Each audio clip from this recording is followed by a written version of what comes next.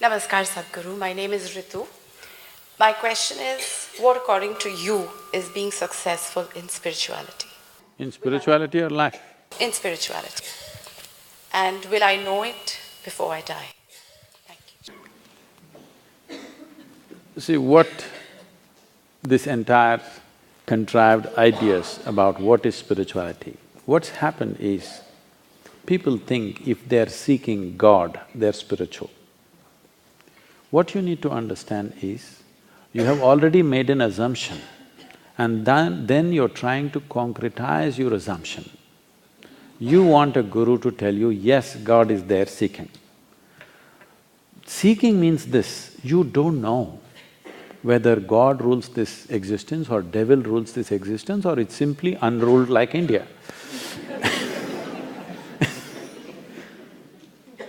You don't know, that's why you want to seek. Seeking means you do not know and you want to know. If one has to be successful, as I said earlier, the most important thing is your intelligence is not identified with anything. Because the nature of the intellect is this, the moment you take on an identity, your intellect will work hard to protect that identity.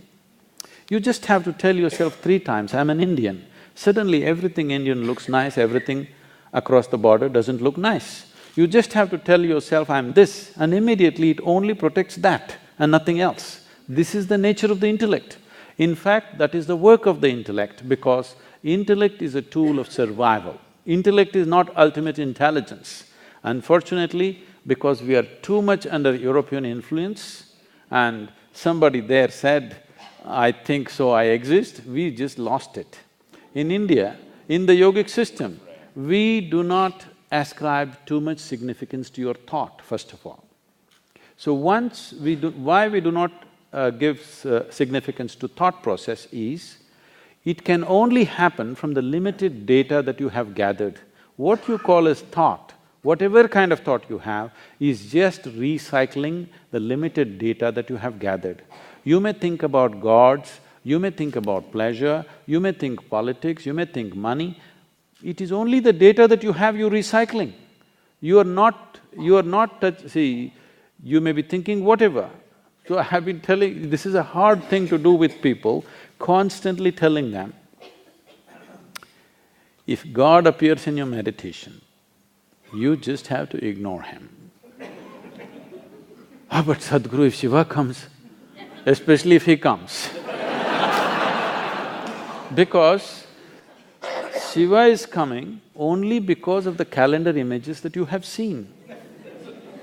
If you were born elsewhere, somebody else would be coming. So this is the old data playing up. So whatever plays up, see, you cannot think God, you cannot think money, you cannot think the ocean or the sky. You are only recycling the limited data. So we don't acknowledge thought process as a great form of intelligence. It's a wonderful instrument for handling your survival in the material world. But if you want to pursue something, there are other dimensions of intelligence within you. To put it very, very simply, today afternoon, whatever you had for lunch, let us say you had a chapati turns into a wonderful woman like you, because you ate the chapati. If Suhel ate this chapati, it will turn into a man. If a dog eats But I am a man. That is why I'm saying. You're not getting it. What I'm saying is, if a dog eats the chapati, it turns into a dog. So very intelligent chapati, you think? No, this is programmed. In your system, there is a certain volume of memory and intelligence which is capable of turning a simple chapati into a human being. When I say a human being, I am talking about the most complex mechanism in the universe that we know of. There may be others, but this is the most complex mechanism in the universe that we know of. What have you manufactured such a complex machine with? With chapatis, bananas, dal and this and that? Just about anything you eat gets transformed. So there is an intelligence within you which is the very source of creation. Instead of finding access to this, you are too lost in your own thought process. Once you get lost in your thought process, your identities become super strong. When they become super strong, you have a sense of confidence, but all your clarity will go away. Unfortunately, the very foundations of the so-called religions of the world is about building confidence. Don't worry, God is with you. You know, there's some bank advertisements, I'm with you. Our banker is with you. So, this is a confidence-building process, but confidence without clarity is a disastrous process. What you need is clarity. Confidence means you can't see, but you're confident. This is a dangerous way to go.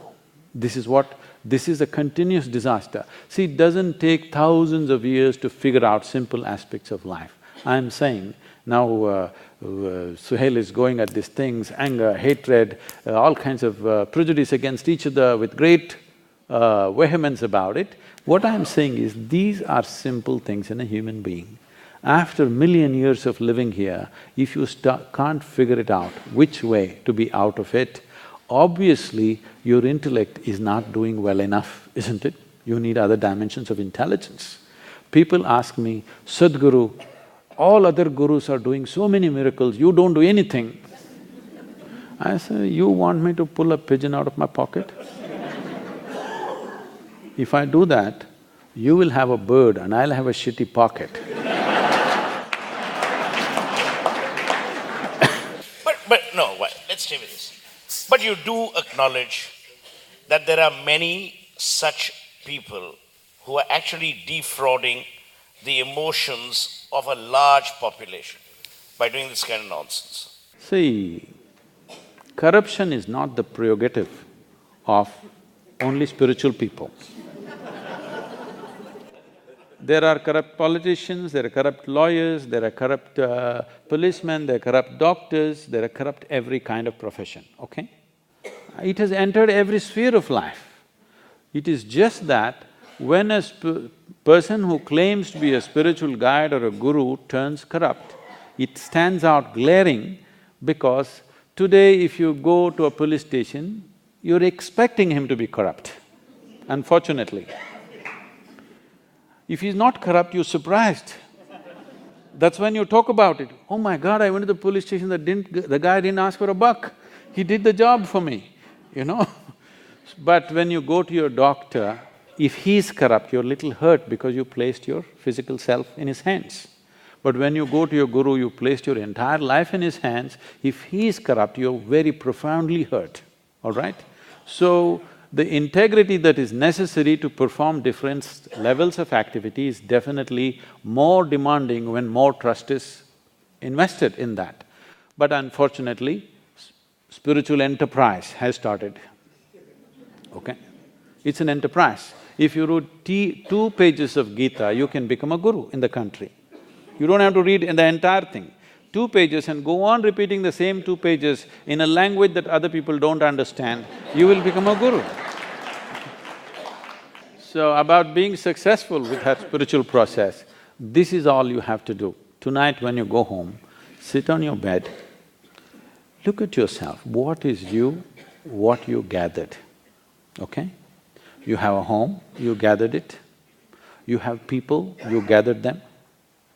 You have clothes, you gathered this. You have a body, you gathered this. The content of your mind, you gathered it. See, before going to bed, close your eyes and see if you can keep all that aside, even intellectually. Just try to keep it aside and go to bed every day. You will see one day you will wake up in a way you have not believed possible, truly awake.